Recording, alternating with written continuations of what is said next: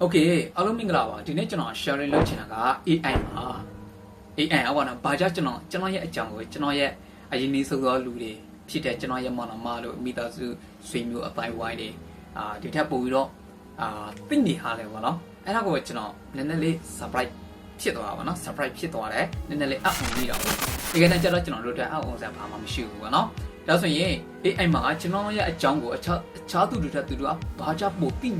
နေတာလဲဒါဆိုရင် AI မှာ magic power လည်းရှိနေလား no လောက်မဟုတ်ပါဘူးပေါ့နော်နောက်တစ်ချက် AI မှာဒါဆိုရင် AI တွေမှာဆိုရင် camera တွေပါနေလို့လားသူတို့ရဲ့ဟိုဟာ tracking camera တွေပါနေလို့လားသူတို့ရဲ့ digital စနစ်တွေမှာ no လောက်မဟုတ်ပါဘူးနော်ဒါဆိုရင်ကျွန်တော်က AI ကကျွန်တော်တို့ရဲ့အကြောင်းကိုအခြားသူတွေထက်ဘာကြောင့်ပိုသိနေလဲဆိုတော့ကျွန်တော်အချက်တောက်ချင်းနဲ့ကျွန်တော်ရှင်းပြပေးသွားမှာဖြစ်ပါတယ်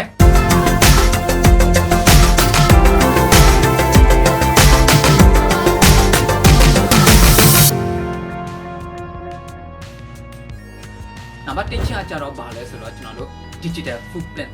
ခြေရလက်ရတယ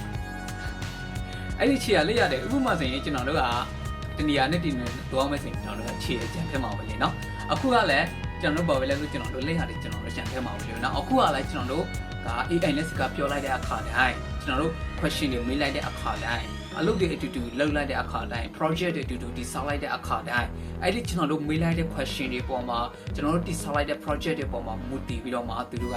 အဲ့ဒါလေးကိုသူတို့ကဘယ်လိုမျိုးလဲသူတို့ကသိထားတာကျွန်တော်တို့ခြေရလိုက်ရတယ်သူတို့က data နဲ့ကျွန်တော်တို့ကသိထားတာသိထားတဲ့အတွက်ကြောင့်သူတို့ကကျွန်တော်တို့လွယ်လွယ်ကူကူနဲ့ဖတ်ချက်ချလို့ရတယ်နောက်ပြီးတော့ကျွန်တော်တို့နောက်တစ်ခါပြန်ပြီးတော့မေးမှဆိုရင်လည်းအဲ့ဒီဟာနဲ့အရင်ကကျွန်တော်တို့မေးခဲ့တဲ့အကြောင်းအရာတွေကျွန်တော်တို့အတူတူလုပ်ခဲ့တဲ့ project အကြောင်းအရာတွေကိုဆက်စပ်ပြီးတော့မှသူကလွယ်လွယ်ကူကူလေးကျွန်တော်တို့ကိုပြန်လဲပြီးတော့ဘယ်လိုမျိုးလဲလွယ်လွယ်ကူကူပြီးတော့ပြန်လဲပြီးတော့ကျွန်တော်တို့ကို feature ပေးနိုင်တယ်ပြန်ပြီးတော့လုပ်ပေးနိုင်တယ်ပေါ့နော်အဲ့လိုချက်ချကျွန်တော်တို့ digital footprint ကြောင့်ကျွန်တော်တို့ digital footprint ကြောင့်ကျွန်တော်တို့အကြောင်းကိုသူ data ပို့ပြီးတော့အခြားသူတွေပို့ပြီးတော့သိမြင်နိုင်တဲ့အခြေတစ်ခုဖြစ်တယ် okay နောက်တစ်ခုကကျတော့ကျွန်တော်တို့ဘာကြောင့်လဲဆိုတော့နောက်တစ်ခုကကျတော့ကျွန်တော်တို့ရဲ့ perfect memory ပေါ့နော် AI တွေကသူတို့ကမှတ်ဉာဏ်တအားကောင်းတယ်မှတ်ဉာဏ်တအားကောင်းတယ်ဘာကြောင့်မှတ်ဉာဏ်ကောင်းရလဲဆိုတော့ခုနကကျွန်တော်ပြောလိုက်တဲ့အခြေအနေကြောင့်ပဲကျွန်တော်တို့လှုပ်လိုက်တဲ့ခြေရလက်ရတဲ့အကောလို့ကိုသူတို့က digital ထဲမှာ data တစ်ခုနေနဲ့သူကပေးထားတာအဲ့ဒီ data တွေကကျွန်တော်တို့အဲ့ဒီ AI စနစ်မပြည့်မစည်မချင်းကျွန်တော်တို့ကအဲ့ဒီ data ထဲမှာကျွန်တော်တို့အကြောင်းအရာတွေကသူတို့စီမှာရှိနေမှာပဲရှိနေမှာသူတို့စီမှာရှိနေမှာအဲ့ကြတော့အဲ့ဒီ data ကိုသိထားတဲ့ကြောင့် data ကိုသိထားတဲ့ကြောင့်ကျွန်တော်တို့အကြောင်းကိုဘယ်တော့မှမမေ့ဘူးကျွန်တော်တို့ရဲ့ EH တုံးမှာကျွန်တော်တို့အကြောင်းကိုမေ့ချင်မေ့မယ်ဒါမဲ့ AI ကျွန်တော်တို့အကြောင်းကိုဘယ်တော့မှမမေ့ဘူးเนาะဘယ်တော့မှမမေ့ဘူးကျွန်တော်တို့ဘာတွေဆွေးနွေးခဲ့လဲဆိုတော့ကိုကျွန်တော်တို့အကြောင်းကိုဘယ်တော့မှမမေ့ဘူးလွန်ခဲ့တဲ့9နှစ်ကကျွန်တော်တို့ဝါသနာဘာတွေဝါသနာပါလဲဆိုတော့ကိုကျွန်တော်တို့တငယ်ချင်းတွေကကျွန်တော်တို့ကိုမေ့ချင်မေ့မယ်ဒါပေမဲ့ AI လည်းတော့မမေ့ဘူးเนาะအဲ့လိုပုံစံမျိုးဖြစ်နေတဲ့ memory ကြောင့် AI အဲ့လိုပုံစံမျိုးကျွန်တော်တို့က AI ကကျွန်တော်တို့အကြောင်းကိုအခြားသူတွေထပ်ပို့ပြီးတော့သိနေနိုင်တယ်ပေါ့နော် Okay နံပါတ်3ချက်ကျတော့ပါလဲဆိုတော့ကျွန်တော်တို့ရဲ့ algorithm ကြောင့်ပေါ့နော် algorithm အဲ့ဒီ algorithm ကကျတော့သူကဘယ်လိုလုပ်လဲဆိုတော့သူကကျတော့ကျွန်တော်တို့ကဟိုဟာတွေပေါ့နော်အဓိကကျွန်တော်တို့ရဲ့စိတ်ဝင်စားမှုတွေပေါ့ကျွန်တော်တို့ရဲ့အပြုတ်မှုတွေစိတ်ဝင်စားမှုတွေကိုကျွန်တော်တို့ကအဲ့ဒီ algorithm နေပြီးတော့သူတို့ကခံမှန်းလာဥပမာဆိုရင်ကျွန်တော်တို့ကAI ကကျွန်တော်အကြောင်းကိုနည်းနည်းသိရုံနဲ့ခုနကကျွန်တော်မေးလိုက်တဲ့ question တွေကိုကျွန်တော်တို့သိရုံနဲ့နည်းနည်းလေးသိလိုက်ရုံနဲ့အဲ့ဒီလူကရှေ့ဆက်ပါဖြစ်မလဲဆိုတော့သူကခန့်မှန်းနေတယ်ပေါ့နော်အဲ့ဒါဘာကြောင့်လဲဆိုတော့ algorithm ကြောင့်ဥပမာဆိုရင်ကျွန်တော်အခုတလောဆိုရင်ကျွန်တော်စိတ်ညစ်နေတဲ့ video file တွေကျွန်တော်ကြည့်မိတယ်ဆိုရင်သူကကျွန်တော်ရဲ့စိတ်ကိုခန့်မှန်းလိုက်ပြီဒီကစိတ်တက်ကြနေပြီဆိုတော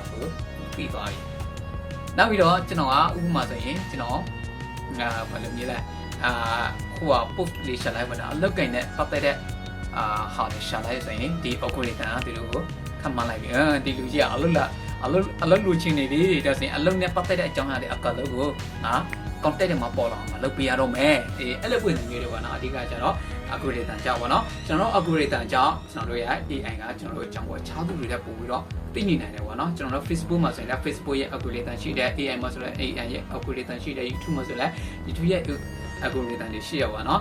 ့အဲ့ဒါကြတော့ကျွန်တော်တို့ခဏကျွန်တော်တို့ AI ကကျွန်တော်တို့အကြောင်းကိုကျွန်တော်တို့ရဲ့အရင်နီးဆုံးသူတွေတက်ပို့ပြီးတော့သိနေနိုင်တာကခုနကကျွန်တော်ပြောတဲ့အချက်3ချက်ကြောင့်ဖြစ်တယ်နံပါတ်1ချက်ရကျွန်တော်တို့ရဲ့ခြေရလက်ရတယ်တဲ့ ID digital footprint ဆိုတဲ့ ခြေရလက်ရတွေကြောင့်ဖြစ်တယ်နံပါတ်2ကျတော့ perfect memory ဒီအန်ဒီကကျတော့ကျွန်တော်တို့ရဲ့အကြောင်းလေးကိုကျွန်တော်သူတို့နဲ့စကားပြောလိုက်တဲ့အကြောင်း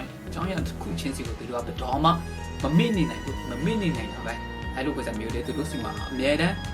data နေရှိနေတယ်ပေါ့နော်နောက်တော့နံပါတ်3ချက်ကြတော့ကျွန်တော်တို့ရဲ့ algorithm တွေကြောက်ပါနော်အဲ့ဒီ algorithm တွေကြောက်လဲကျွန်တော်တို့ရဲ့အကြောင်းကိုအခြားသူတွေပို့ပြီးတော့သိနေနိုင်တယ်ပေါ့နော် okay အဲ့ဒီ video file နဲ့အဲ့ဒီ video ကနေပြီးတော့လူချင်းမိတွေတစ်ခုခုရှိမှလို့ညွှန်လိုက်တယ်ကျွန်တော်